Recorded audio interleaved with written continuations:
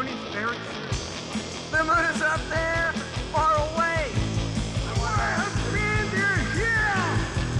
Someone will go there soon. Someday you may go there too. This is how you will go to the moon. Here is the rocket. It is tall rocket. It's tall as 10 houses. The rocket has 3 bars. You will go way up to part 1. The rocket man with the kilowatt. They will take you up in a Little car. Come on in, come into this little room. This is where you will stay with us. You will sit here with The rocket men. The men will show you what to do. The men will Show you where to sit.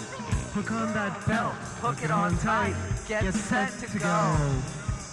Boom! Boom! At last, The rocket is off, and you are in it.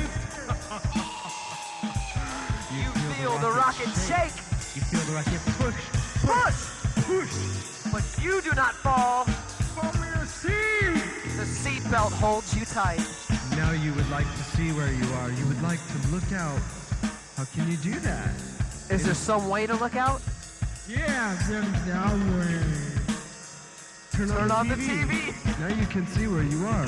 The rocket is high in the sky. How black the sky looks out there. here. What is that funny little thing out there so far away? It is the space Station. Your rocket will go there. But not all of your